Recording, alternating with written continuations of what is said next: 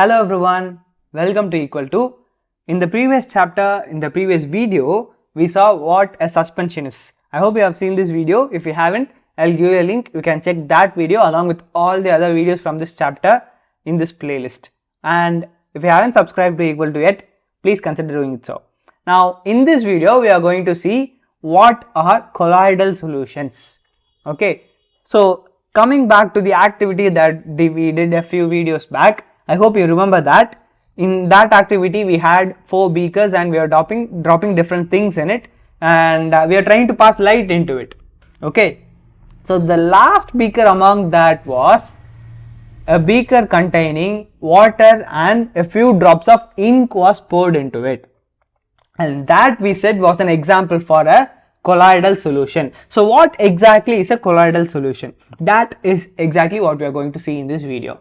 So a colloidal solution is in which particles of a colloid are uniformly spread throughout the solution.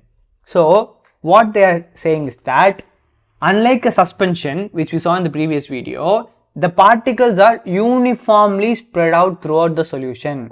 So they are homogeneous in nature. So that is what they are trying to tell with that point. The particles are uniformly spread out and you will not be able to make out the particles in the solution. So you will not be able to see it. So the particles of a colloid are uniformly spread out throughout the solution. The second point about a colloidal solution is that the particles of a colloid are relatively smaller when compared to that of a solution, and obviously it is homogeneous also, you will not be able to make it out. So that is another point that you could add on, which is the particles are smaller in size when compared to a suspension, and they appear to be homogeneous in nature. So you will not be able to clearly see these things separately. Okay, so they appear to be homogeneous. They are not actually, like, technically they are not homogeneous, but they appear to be homogeneous, and the particles are smaller in size when compared to that of suspension. The third point is that actually a colloidal solution is a heterogeneous solution, but they just appear to be homogeneous in nature. Okay, so the particles are spread throughout evenly, uniformly, and the second point is that the particles are smaller when compared to that of a solution, and they appear to be homogeneous, but actually they are heterogeneous in nature. Now moving on, before getting into the next point about colloidal solutions, there is a single concept that we have to see before that, and that is what we call Tyndall effect. Okay, now if you see through a canopy of a dense forest, or there might be a very small ventilation hole in your room through which sunlight may come into it, and at the daytime you will be able to see some random particles, random dust moving in that trace of light. Only in that area you will be able to see those particles, you will be able to see those dust moving, not in any other place. So that is what we call as Tyndall effect. So scattering of light by the particles of dust and smoke in air.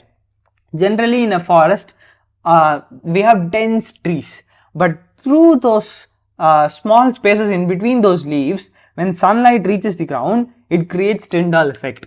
So the dust and smoke that is present in the air, that makes the trace of light, the path of light visible, and that is what we call as Tyndall effect. And mist contains small droplets of water, and those small droplets of water act as particles of colloid dispersed in the air. The particles are the mist and water droplets, and air is the solvent in this case, and that is how it's a colloid. And this is the Tyndall effect and how it happens in the dense forest. Now the same effect can be observed in a colloidal solution. Let us take milk for example.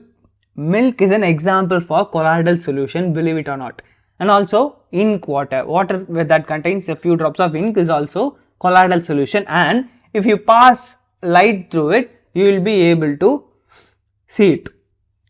Okay, the particles are, although they are smaller when compared to that of a suspension, they are large enough to scatter light. Okay, so in this picture we have 2 beakers. The first one is a solution of copper sulfate. It's slightly blue in color. And the second one is water and milk mixture. So this is a colloid. So when we try to pass light through it, in the first one you are not able to trace the path of light. See, because it's a perfect solution. It's not a colloid, it's not a suspension, it's a solution. So you will not be able to trace the path of light. Whereas in the second mixture, which is a colloid, you are able to see the path of light. And this is an example for Tyndall effect happening on colloid. Now moving on to properties of colloid, the first property is that it is a heterogeneous mixture. Although they appear as homogeneous solutions, they are heterogeneous in nature. Only solutions are actually homogeneous. And the second point is that they are too small to be individually seen by the naked eyes. The particles are smaller when compared to that of suspension. That we saw that already, right? So since they are smaller when compared to that of suspension, you are not able to see them with your naked eyes.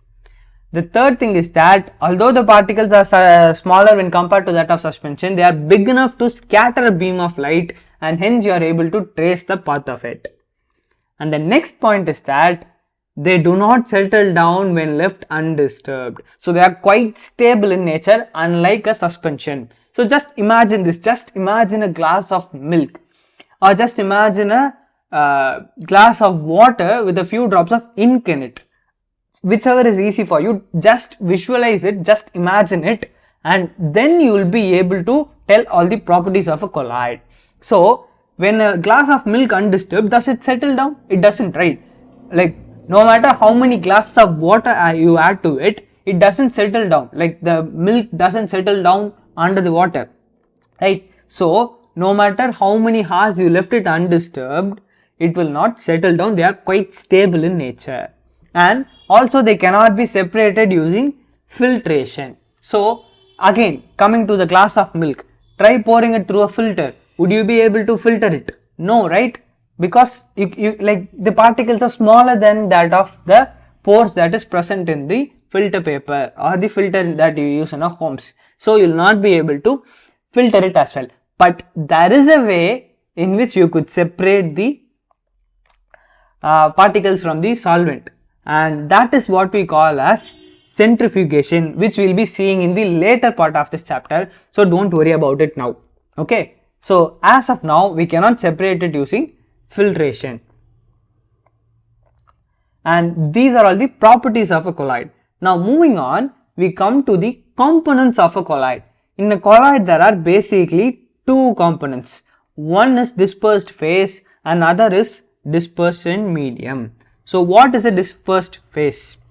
In the case of a beaker filled with water with a few drops of ink in it, the ink is the dispersed phase. So what they are trying to tell is that solute-like component or the dispersed particles is what we call a dispersed phase. So the solute-like components, they disperse into the solvent and they become the dispersed particles. That is what we call a dispersed phase.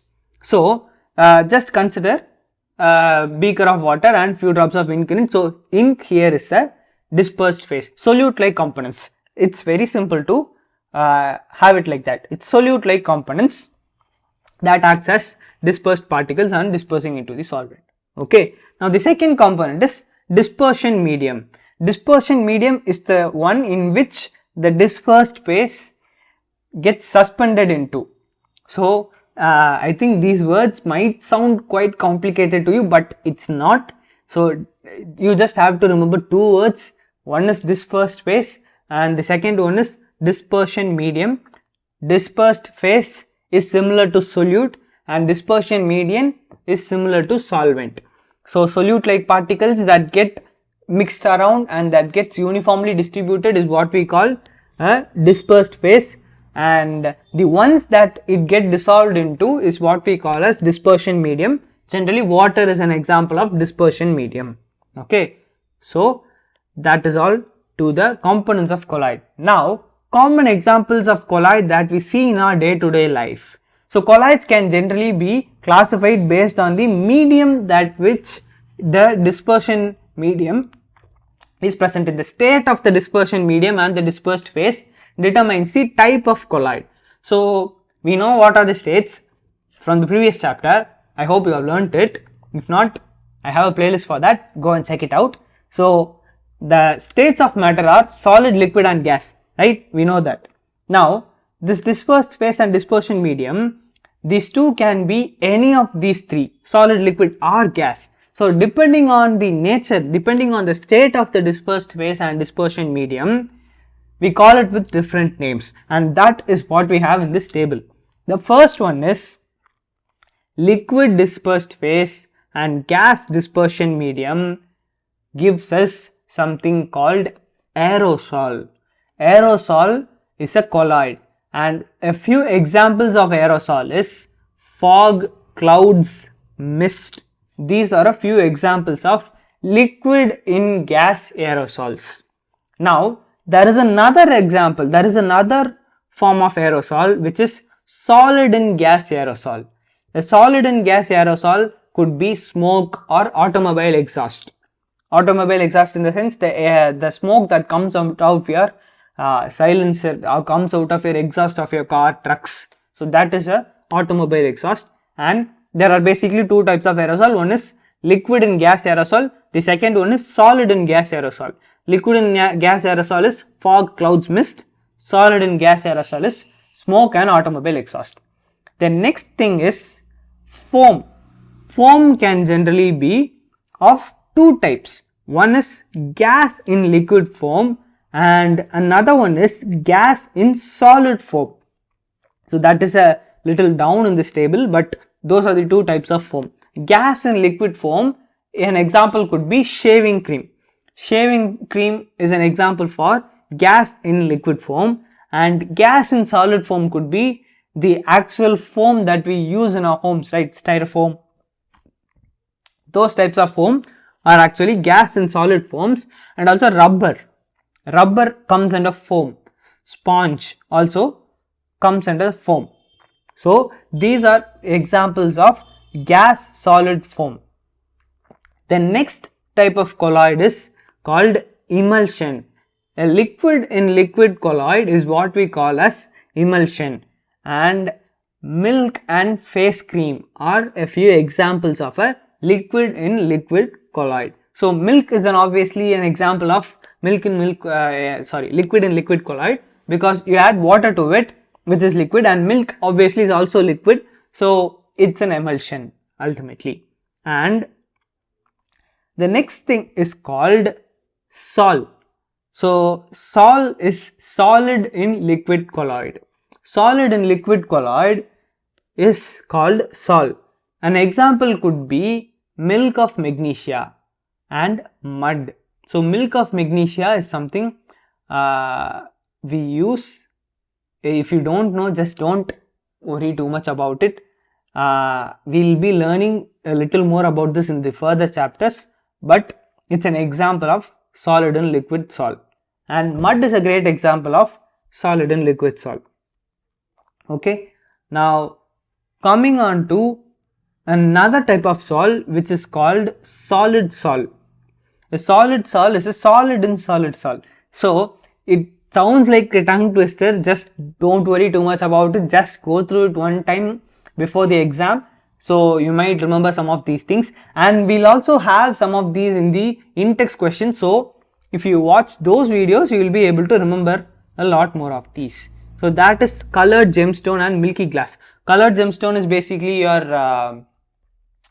the things that you have in your rings or chains, the fancy things or expensive things that you wear, jewelry like things, those are colored stones. And milky glass, obviously, so it's like you'll be able to see there is some milk like shape inside the glass. So I can't think of actual examples to tell you, but those are things you might have probably already seen. Okay, so that is solid sol. And the last type of colloid is called gel, which is liquid in solid gel. So liquid in solid colloid is what we call as gel, and jelly, cheese and butter are a few examples of those type of colloids. So I think this might be quite extensive. You might get quite tired to Just don't memorize all those things. It would be quite hard. If you can, obviously go for it, but it's not highly important. Just have a few of these things memorized. Okay, so that would be more than enough. I hope you know what is a colloid and the properties of colloid by now. If you have any questions, please put them in the comments and I'll get back to you as soon as possible. And if you haven't subscribed to Equal to yet, please consider doing it so. Thank you so much for watching this video. See you in the next one. Bye for now.